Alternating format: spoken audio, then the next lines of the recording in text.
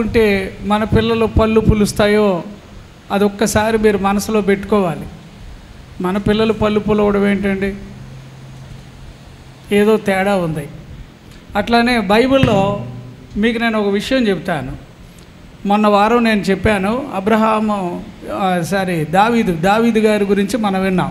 యెషయా గ్రంథం ఎంత 55:3 ఏమండి, దావీదు ఆయన మీద దేవునికి ఉన్న ఒక ప్రత్యేకమైన విషయాన్ని ఆయన వెల్లడి చేశాడు.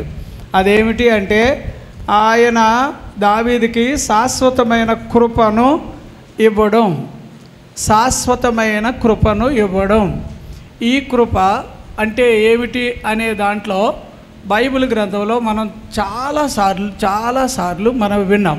కృప అనగానే యోగ్యత లేనివానికి ఇవ్వబడిన అర్హత.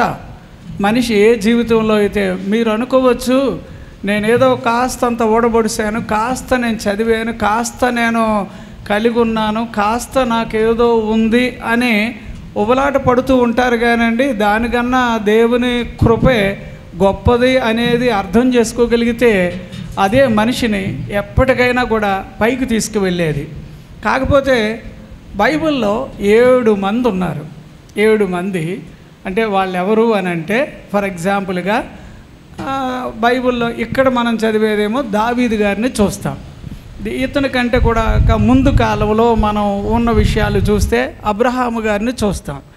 అబ్రహాము గారు తర్వాత ఇంకా చాలా విలువైన వ్యక్తిగా పరిచర్య చేసిన వాళ్ళల్లో మోషే గారిని చూస్తాం. వీళ్ళంతా ఎవరబ్బా అంటే, ఉన్న వాళ్ళల్లో అంటే దేవుని కొరకు బతికుతారు చాలామంది, బతికిన వాళ్ళల్లో శ్రేష్ఠులుగా బ్రతికారు వీళ్ళు. అది మీరు మర్చిపోకూడదు. బతికారు, చాలామంది బ్రతికారు, తిన్నారు, ప్రభువు పేరు చెప్పుకొని బతికారు. అది కాదు, వీళ్ళైతే ప్రభువు కొరకు రోషంగా వైరాగ్యంగా అలా బ్రతికారు. అంటే వాళ్ళు ఇక అలాగా మీరు ఆలోచన చేస్తే ఏలియా ఉంటాడు, ఎలీషా ఉంటాడు.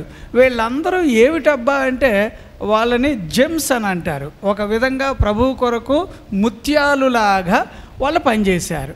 అలాగా పనిచేసిన వాళ్ళల్లో నుంచి దేవుడు ఏం చేశాడంటే, చాలా ప్రఖ్యాతమైన ఒక విషయం ఏంటంటే, ఇతనికి చూపిన కృప ఇంకా బ్రతికే ఉంది. అతనికి దావీదు గారికి ఏ కృప ఇచ్చాడు?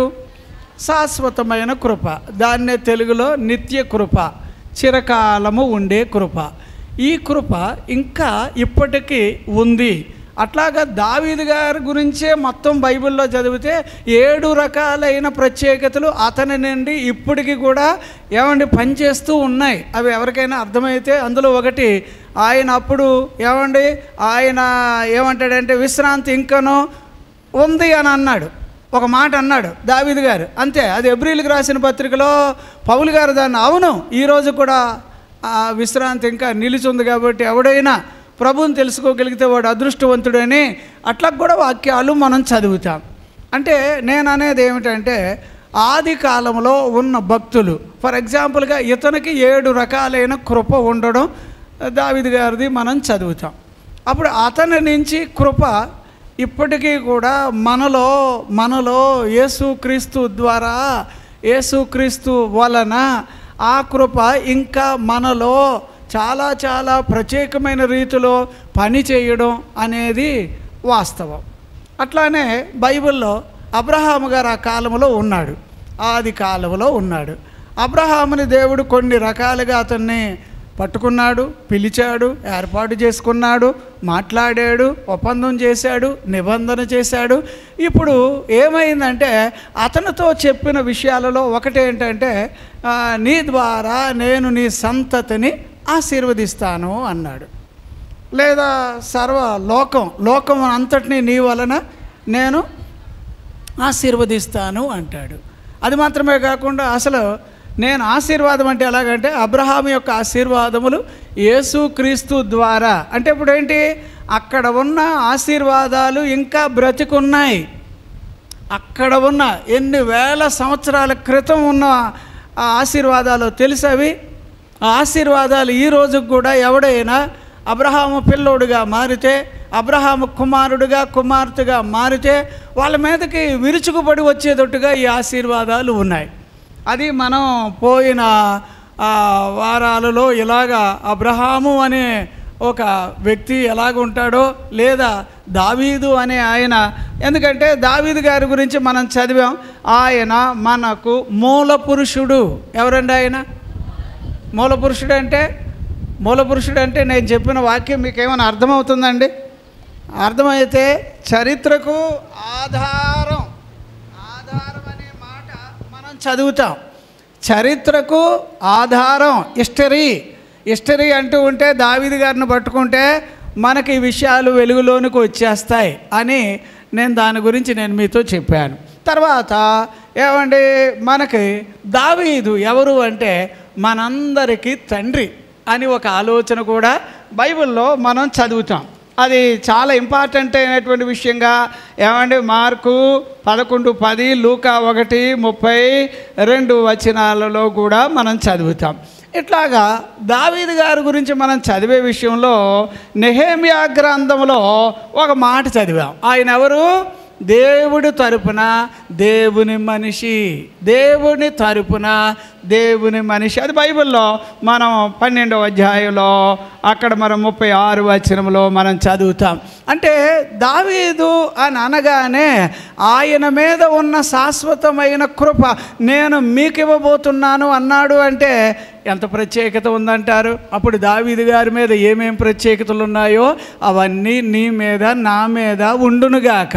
బైబిల్ గ్రంథంలో ఏమండి దావీదు భూమి మీద ఉన్న ఆయన మాట్లాడే మాటలన్నీ తెలుగు బైబిల్ ప్రకారంగా దేవోక్తి అని అన్నారు. దావీదు మాట్లాడితే ఎలాగుంటుంది? దేవోక్తి అంటే దేవుని నోట నుండి వచ్చిన మాటలు లాగా అలాగే ఉండేవి. అందుగురించి ఆయన మాటలన్నీ మీరు చూడండి, ఏవైనా కూడా ఎక్కువగా అపోస్తులుడైన పౌలు గారు ఏమంటే దేవుని ప్రత్యేకతలు వివరణ చేస్తూ యేసు ప్రభు వారి గురించి ప్రస్తాపన తెచ్చే ప్రతిసారి కూడా ఏమంటే దావీదు ఇలా అన్నాడు అనే ఆధారాలు ఆయన వెలుగులోనికి తెచ్చాడు. మనకి ఇది మాత్రమే కాకుండా దావీదు భూమి మీద ఉన్నంత వరకు దేవుని తరపున ప్రవక్తగా ఉండినాడు. ఎట్లాగా ఉన్నాడట? ప్రవక్త అంటే 2:30 అపోస్తుల కార్యాల్లో దేవునికి నోరులాగా ఉండేవాడు. దేవునికి ఎలా ఉండేవాడు? అంతే. మీరు కూడా నేను కూడా చెప్పేది ఏమిటంటే, మీరైనా నేనైనా దేవుని మాటలు వినడానికి మనుషులు ఉన్నారు. దేవుని మాటలు చెప్పేవాళ్ళు కావాలి. దేవుని మాటలు వినడానికి మనుషులు ఉన్నారు, కానీ చెప్పేవాళ్ళు కావాలి. అలాంటి వాళ్ళల్లో దావీదు ఉన్నాడు. దావీదు అంత ప్రత్యేకత. మీకు నేను ఒక విషయం చెప్తున్నాను, మర్చిపోకండి. పూర్వకాలంలో మోషే ఉన్నాడు. మోషే మాట అన్నాడు, నా వంటి ప్రవక్త ఒక ఆయన వస్తాడు అన్నాడు అనుకో. అలా వచ్చాడు. ఆయన మన ప్రభువైన యేసయ్య. అప్పుడు మోషే గారు చెప్పిన మాట వృధా కాలేదు, తదనంతరం అది పనిచేస్తూనే ఉంది. అబ్రహాము గారు గురించి దేవుడు మాట అన్నాడు. కొనసాగుతూ ఈ కాలంలో ఉండేవాళ్ళు కూడా ఎవరైనా అబ్రహాము పిల్లలుగా ఏమండి మారడానికి ఏ మాత్రం కూడా ఏమండి మరి జాప్యం చేయవలసిన అవసరం ఉండకూడదు. కారణం ఏమిటంటే అందులో ఆశీర్వాదాలు, అందులో శ్రేష్టమైన ఈవులు, అందులో శ్రేష్టమైన ప్రత్యేకతలు ఉన్నాయి. అట్లానే బైబిల్ గ్రంథంలో ఇలాగ మనం చదివే కొద్దీ కూడా ఆ కాలంలో ఉన్న మూల పురుషులు ఉన్నారు. ఆ కాలంలో మరి అబ్రహాం కూడా ఎవరు ప్రవక్త అని 27లో చదువుతాం. ఆది కాండంలో చాలా వచనాలు ఇలాగ మనం చదువుతాం. వాళ్ళు దేవుని కొరకు ప్రత్యేకంగా బ్రతికినట్టుగానే మనం కూడానండి ఈ కాలంలో జాగ్రత్తగా ప్రతి చిన్నదానికి దేవుడిని అలుసుగా తీసుకొని బ్రతికితే బాగుపడరు. నేను చెప్తున్నా, నీకేదో దేవుడు ఇప్పుడు అన్నీ ఇచ్చాడని చెప్పి బడాయి చేస్తే, స్టైల్ చేస్తే కాదు. ఎంతైనా దావీదు దేవుడి కొరకు విజృంభించుకొని ఉండేటప్పుడు అతని మీద పడి ఏడ్చిన వాళ్ళు చాలామంది ఉన్నారు. ఏడ్చిన వాళ్ళందరినీ అలాగే నొక్కేశాడు. వాళ్ళు పైకి వస్తే ఒట్టు తినడానికి తిండి ఇస్తాడు, గుడ్డలు ఇస్తాడు, ఇంకేదైనా ఇస్తాడు. కాకపోతే వాళ్ళ కాలం అంతా కూడా అలాగే అధోగతిలోనే ఉన్నారు. ఎందుకురా వాళ్ళు పైకి రాలేదంటే దావీదు మీద ఉన్న దేవుని ఆత్మ వాళ్ళు దానిని అర్థం చేసుకోలేకపోయారు. కానీ దావీదు ఏది మాట్లాడినా, ప్రవచించినా, మాట్లాడినా తన నోట దేవుని యొక్క వాక్కులు ఉండేవట. అలాగే ఈ రోజుల్లో మనం చెడ్డవాళ్ళము అనేది అంటే కూడా బైబిల్ మనల్ని ఏం చేసిందంటే, చెడ్డవాళ్ళైనా మీ పిల్లలకు మంచి ఇవ్వడం చేతనైతే మరి పరలోకమందున్న దేవుని పిల్లలుగా ఉండే వాళ్ళకి మరెంతో ప్రత్యేకమైనవి ఇవ్వడా అని అన్నాడు. అందుచేత నా బాధ అంతా ఏమిటంటే, ఆ కాలంలో ఉన్న భక్తులులాగే ఈ కాలంలో ప్రభువు కొరకు బలమైన బిడ్డలుగా మనము ఉండి తీరాలి. బైబిల్లో పాతకాలంలో ఉన్న భక్తులని దేవుడు చాలా వాటి కోసం గుర్తుగా ఉంచాడు. ఉదాహరణగా ప్రసంగి అసారమ్మ పరమగీతాలు 4:4 అనుకుంటున్నానమ్మా. ఒక వచనం చదువుతారండి. 4:4 వచనం అనుకుంటున్నాను. ఒకసారి మనం ఆ వచనాన్ని చదువుదాం. దేవునికి స్తోత్రం. చూడండి అమ్మా. జయసూచకములను ఉంచుటకై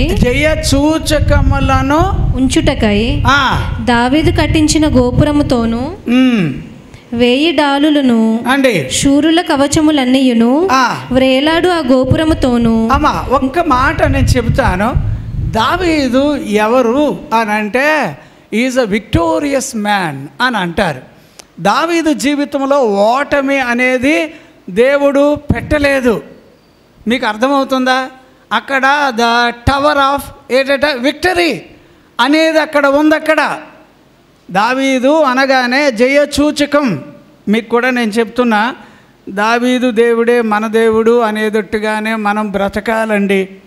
ఏదో ఆషామాషిగా బ్రతుకుతూ రోజులుగా గడుపుకుంటూ ఏదోలే గడికడుకో గండం అన్నట్టు ఎండాకాలం గడితే చాలే మళ్ళీ వర్షాకాలం వస్తుంది కదా అని ఆ సీన్లు కాదు. నేనంటాను, తల నెరసి వృద్ధుడై ఉండి వరకు దేవుని యొక్క మంచితనమును మాట్లాడగలిగిన ఏమంటారు, ఆయనకున్న ప్రవక్త లాంటి లక్షణం, ఆయన మీద ఉన్న పరిశుద్ధాత్మ యొక్క ప్రత్యేకత, ఆయన మీద ఉన్న దేవుని పట్ల ఉన్న వైరాగ్యం, ఇవి మన జీవితాల్లో పని చెయ్యాలి అనేదే దేవుని యొక్క వాక్యమై ఉంది. దేవునికి స్తోత్రం. హల్లెలూయా, హల్లెలూయా. బైబిల్ గ్రంథంలో దావీదు ఎక్కడికి వెళ్ళినా ఎవరుండేవారట? మరి మీరు వెళ్ళే చోట ఎవరు ఉండాలి? దావీదు ఎక్కడికి వెళ్ళినా. అందుకే ఆ పరమగీతాలు 4:4లో ఏమండి, అది ఎట్లాంటి టవర్ అట, ఏది వాడల రేవు దగ్గర ఉంటుంది చూడండి, లైట్ హౌస్ లాగా దావీదు గారికి ఒక టవర్ ఉంది. ఆ టవర్ ఏంటంటే it is a victorious tower అని అంటారు. మీ జీవితంలో నా జీవితంలో కూడా దావీదులాగా ప్రభు కొరకు ఏమైనా కూడా ఏమంటే ఎవరు కూడా తీసిపోయిన వాళ్ళు కాదమ్మా. ప్రభు కొరకు మూర్ఖుల మధ్యలో జీవవాక్యం పట్టుకొని జ్యోతులుగా ప్రకాశించడం ఇది అలవాటు చేసుకోండి. అంతేగాని ఏదేదో విషయాలకి ఇన్వాల్వ్ కాకూడదు.